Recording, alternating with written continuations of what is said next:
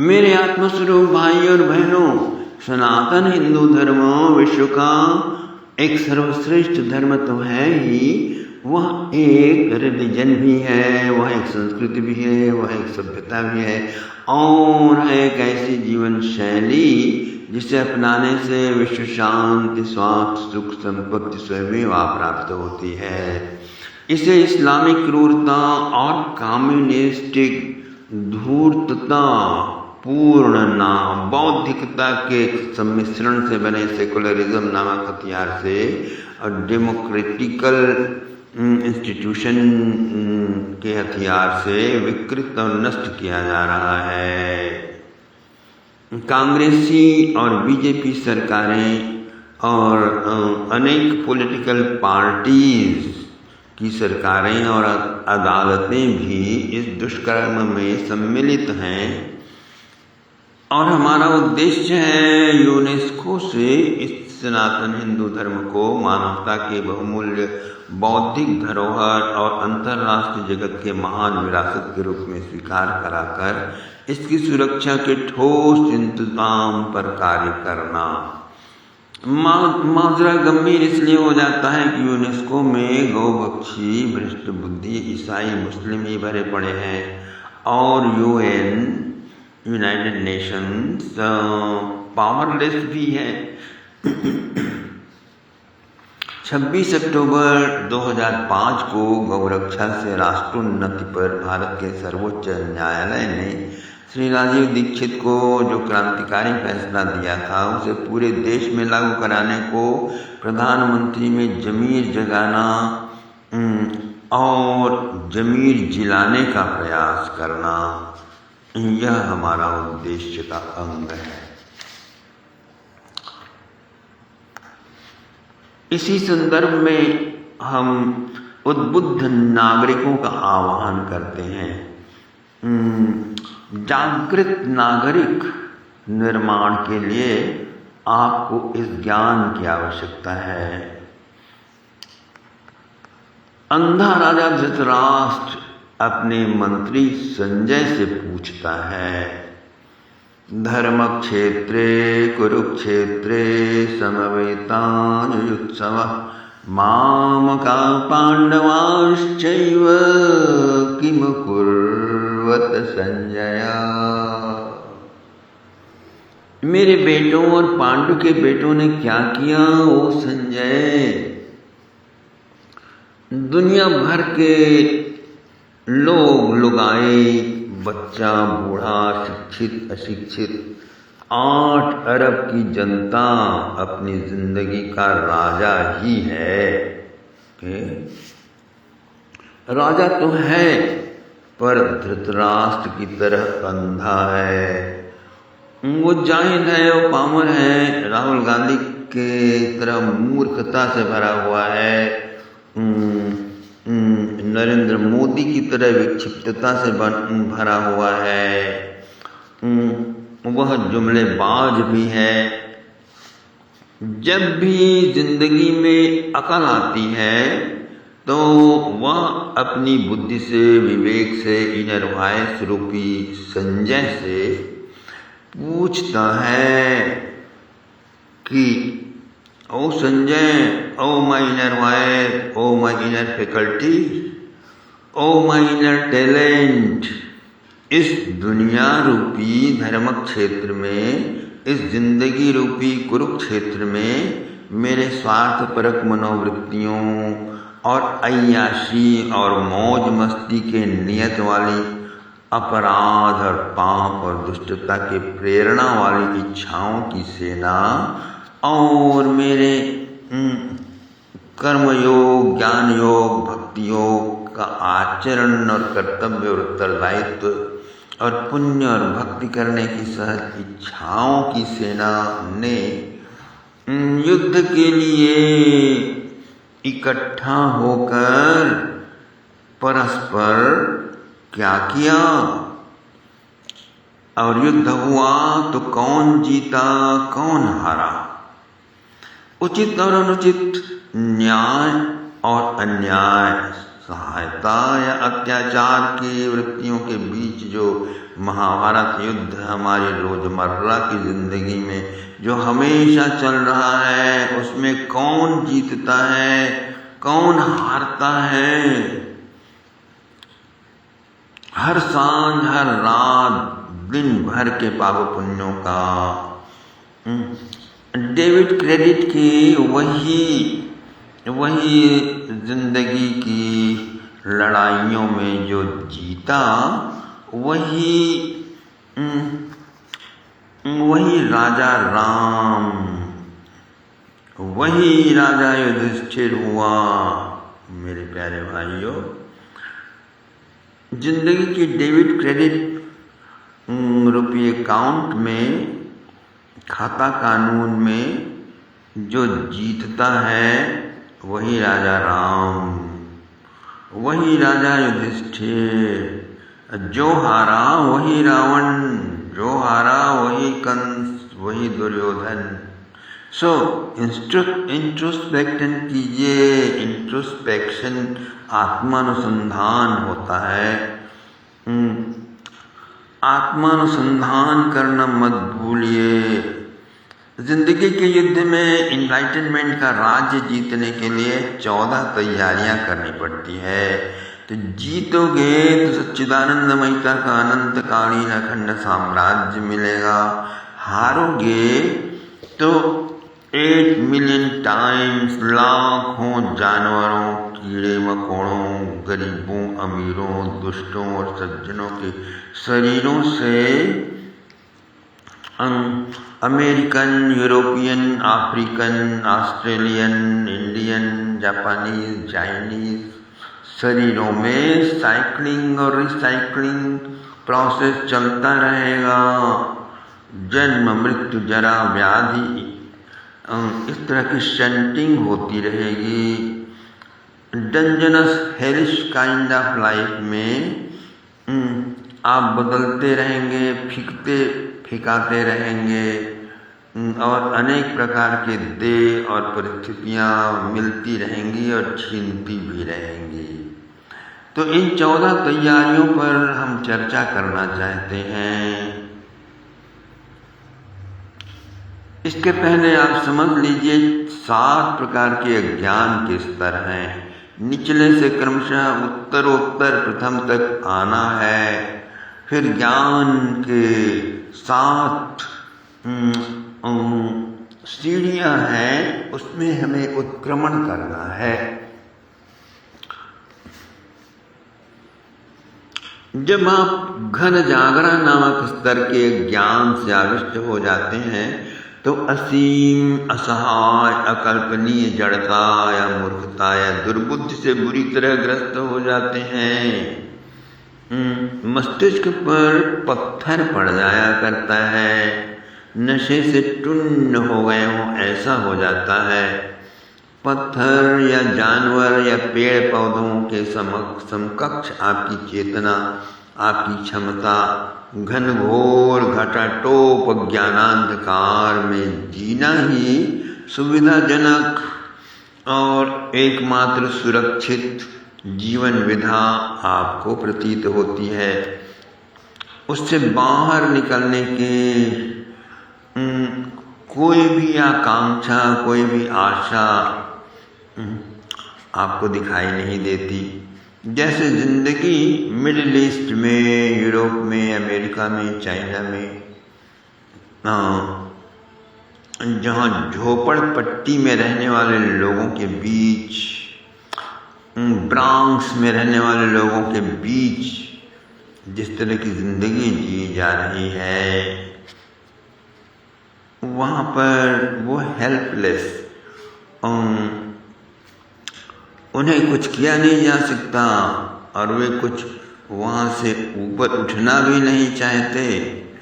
इस स्थिति को हम वेदांत की भाषा में घन जागरा नामक अज्ञान की स्थिति कहते हैं। दूसरी स्थिति है तामस तामसी। तामसी स्तर की जड़ता से जब आप आविष्ट हो जाते हैं तो आप आदिवासी जनजातियों, कोलभीलों, आदमखोर कबीले या येती या लेप्स या प्रिंस या एस्किमो या कांगो, अमेज़न के किनन जंगलों में रहने वाले मूल निवासी के चेतना स्तर पर धड़ाम हो जाते हैं। लाख कोशिश करो, आप अपने हित की, विकास की बातों को नहीं समझ पाते। ज्यों ही समझे कि स्वार्थ पूर्ति के लिए, अपराध के लिए उसका दुरुपयोग करने पिल पड़ते हैं मेरे प्यारे भाई और बहनों। अब तीसरे स्तर के अज्ञान का लेवल ये है, उसका नाम है राजस राजसी। इस स्तर के ज्ञान से ऑब्सेस्ड हो जाने पर आप मार धाड़, दंगे फसाद, व्यभिचार, बलात्कार, चोरी चपाटी, लूट खसोट, खून खराबा करते रहने की मानसिकता से भरे सदैव भड़ास निकालने का अवसर खोजते, मौका तलाशते रहते हैं। इस्लाम ईसाइयत के ईजाद के बाद इनके सब गुनाहों, खुराफातों को, कुफ्रों और खून खच्चरी के वारदातों को जन्नत का रास्ता या अल्लाह का आदेश या कमांडमेंट कहकर जनता के हलकों में ठूंसा जाने लगा। तो राजस राजसी वालों को बड़ी राहत, बड़ा वरदान सा मिल गया। वे सब मजहब फिरका मिलकर यूएनओ को कन्विंस कर लिए कि उनके हलक में भारी भरकम डॉलर ठूंस कर रिलीजन के रूप में इसे स्वीकार करा लिया। मेरे प्यारे भाइयों बहनों, इंडिया में रह रहे ईमान के, जमीर के गद्दार, संपूर्ण मानवता के दुश्मनों ने उन्हें रिलीजन या धर्म का भी, यहाँ तक कि धर्म का तगमा पकड़ा दिया कि हाँ, अब से तुम नए मजहब की हैसियत से मानव का हैवानीकरण, कमजोरों का दरिंदाकरण और नारी और बालकों का भी खूंखार राजसीकरण आराम से करते रहो। जनता के खून खच्चर लूटो, खून खच्चर करो, उनको लूटो। डकैतियों का, राम मंदिर में डकैती डालते रहो और असली डकैतों को भूल ही जाओ, इतना ऊपर बैठा दो कि वहाँ तक उंगली ही न पहुँच पाता है। तो इस तरह की डकैतियों का जमावड़ा समाज के सभी स्तरों में कर दो। आतंकियों का लीगल, धार्मिक, एंजेलिक आर्मी, साल्वेशन आर्मी नाम रखकर मानव तस्करी, हत्या, बलात्कार, तड़फा करके मार डालना, जैसे हलाल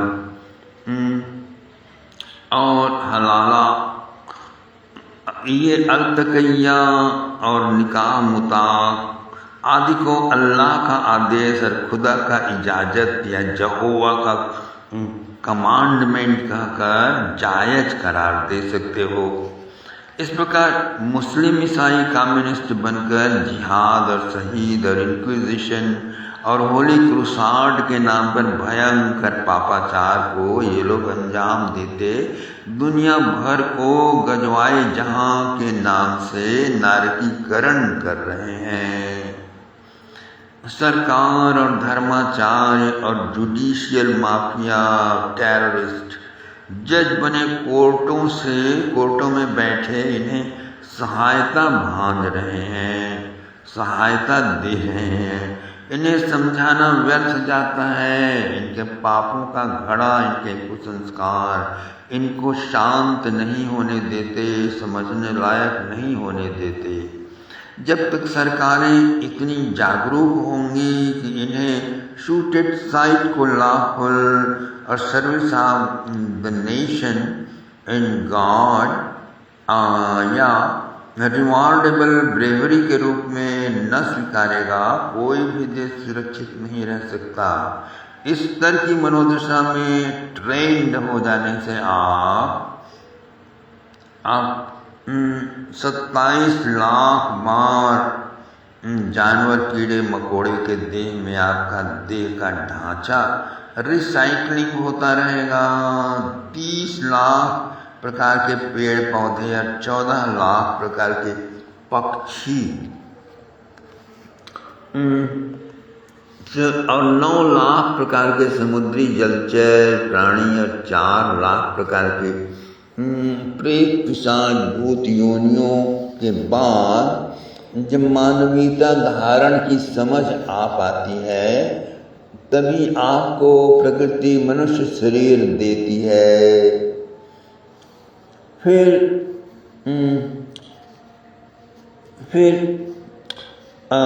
ट्रांसफॉर्मेशन का उचित अवसर आता है तभी आप सुधरना शुरू करते हैं। यह चौथा स्टेज है इग्नोरेंस का, वह है तमस तत्व। इस स्तर के मेंटलिटी में ट्रेंड हुआ मनुष्य अपने कल्ट, अपने फिरके के उत्पातों और खुराफातों और अत्याचारों को देखकर सत्य असत्य का अंतर समझने लगता है। फिर उसे सत्संग मिलता है, ओके, और उस तरह के लोग पैदा होने लगते हैं, जैसे रुश्दी पैदा हो गया, जैसे तारिक फतेह पैदा हो गया, जैसे वसीम रिजवी पैदा हो गया। इस्लाम के आधिकारिक इमाम को नरसिंहानंद स्वामी का संदेश मिला और वह हिंदू धर्म में दीक्षित हुआ। उसी तरह जूलिया रॉबर्ट, रिचर्ड एल्पर्ट और अल्बर्ट श्वाइत्जर आदि अनेकों म्लेच्छों ने अपने आप अपने पुरुषार्थ से अपना मजहबी उन्माद में ट्रेंड रहने से उद्धार कर लिया, ऊपर उठा लिया, लिबरेट कर लिया।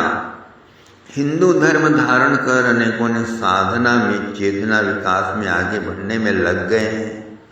तो सत्संग और स्वाध्याय और खोज और चिंतन द्वारा ऊपर उठकर ये अगली ऊंचाइयां छूने में लगे हैं। अगली ऊंचाई का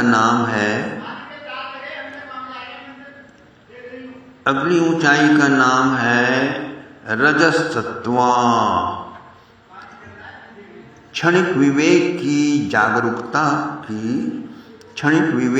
जागरूकता की प्रज्ञा के प्रकाश की झलक लौकती है लगातार। Russian, American, Japanese, German hard working network,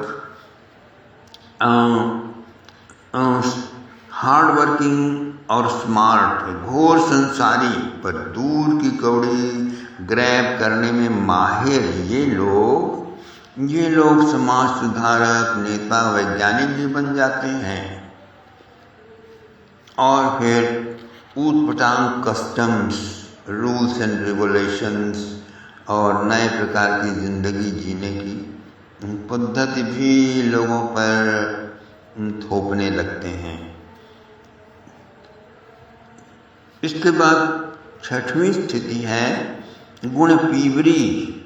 इस कोटि के अज्ञान से ग्रस्त रहने वाले, वासना में फंसे होने पर, घोर संसारी होने पर भी बड़ा पुण्य करने वाले दानदाता, आल्ट्रुइस्टिक और ह्यूमनिस्टिक इंसानियत के झंडावरदार होते हैं, जो लाखों करोड़ों का दान प्रतिवर्ष कर जाते हैं। यह उनके लिए एडवेंचर होता है।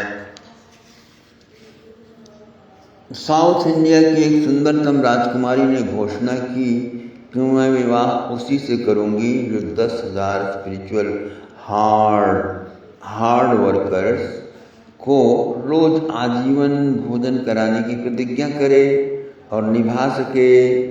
वे दोनों इतने ऊपर उठे कि ईश्वर स्वयं उनके पास मिलने आए। तो 7वां स्टेज है अज्ञान का, संकल्प जागर। इस अज्ञान में ट्रैप्ड हुए लोग वे हैं जो समझ गए हैं कि स्टडी और सर्च और हायर एसोसिएशन के कारण समझ गए हैं पर गलत जगह खोजने लगते हैं। जैसे जान गए कि सत्य की उपलब्धि या अनुभूति कुंडलिनी जागरण या समाधि में होता है, या ब्रह्मात्मैक्य से या प्रेम लक्षणा भक्ति से भी होती है, तो उसके लिए प्रिस्क्राइब्ड उपनिषदिक राउट से न जाकर, यानी अष्टांग योग न सिद्ध कर, चांद्रायण और विद्युल्लता बुद्धि के प्रयोग से समाधि में प्रवेश का प्रयास करेंगे। यहाँ तक तो ठीक है, पर LSD लेकर कुंडलिनी जगाने का प्रयास करेंगे, या नकली भाव प्रदर्शन करते कीर्तन में जहाँ सुंदर लड़की दिखी वहीं उसी के ऊपर गिर पड़ने का उपक्रम करेंगे। कहने का मतलब ऐसा करने वाले सब अज्ञानी लोग ही हैं। अतः अब आइए ज्ञान के साथ उच्च भूमिकाओं में कैसे अग्रसर हों इस पर वार्ता करते हैं। So 7 stages of understanding, higher understanding. पहला स्तर है शुभेच्छा, राइट थिंकिंग, सदाचार में प्रवृत्ति, ये शुभेच्छा का स्तर हुआ। दूसरा स्तर हुआ सुविचारणा यानी विवेकोत्पत्ति। तीसरा है तनुमानसा, बुद्धि की मोटाई कम, आलस्य प्रमाद कम, सोने के घंटे कम। सत्वापत्ति, जब संसार स्वप्नवत लगने लगे, वर्षा चित्र जल जैसा, चित्र जैसा, वर्षा से भीगे हुए चित्र जैसा संसार लगने लगे, स्वप्न जैसा लगने लगे। असंशक्ति की स्थिति में अंतर जागृति होती है मेरे प्यारे भाइयों। पदार्थ भावनी स्थिति में अहम मम का अत्यंत अभाव हो जाता है, और उसके ऊपर है तुरीयावस्था, वह द्वैतातीत ब्रह्मात्मैक्य की स्थिति होती है। विवेक सदा जागृत रहता है मेरे प्यारे भाइयों और बहनों।